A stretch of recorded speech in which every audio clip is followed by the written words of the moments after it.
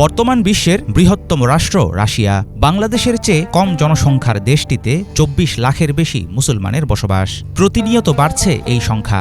বিশ্বের অন্যান্য দেশের মতো এখানে পবিত্র মাহে রমজান আসে ইবাদত, সিয়াম, আনন্দ ও উৎসবের পয়গাম নিয়ে।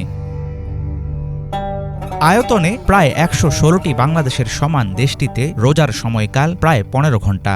ইফতারে পানীয় পদের আছে বেশ কদর। রাশিয়ানদের একটি প্রিয় আইটেম ঐতিহ্যবাহী পানীয় কেভাস। বিভিন্ন রকম ফলমূল, কিশমিশ ও ভেষজ স্বাদে তৈরি হয় এই শরবত।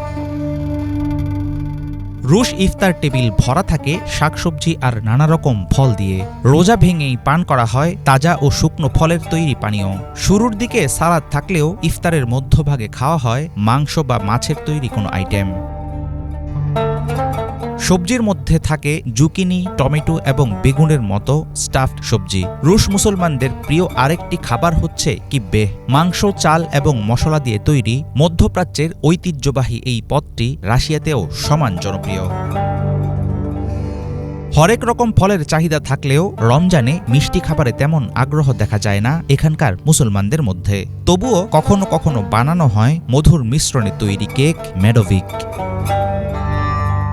রমজানে মুসল্লিদের পদচারণায় প্রাণ ফিরে পায় রাশিয়ার মসজিদগুলো। প্রায় ১০০০ খানেক মসজিদে আদায় করা হয় খতম তারাবি। মুসলিম কমিউনিটিতে করা হয় ইফতারের আয়োজন। রাশিয়ার কিছু অঞ্চলে রমজানের সময় অ্যালকোহলযুক্ত পানীয় বিক্রি নিষিদ্ধ।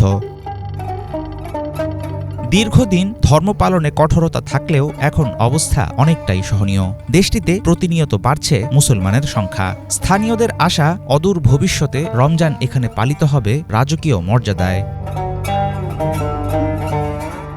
হাফিজুল ইসলাম, বাংলা ভিশন।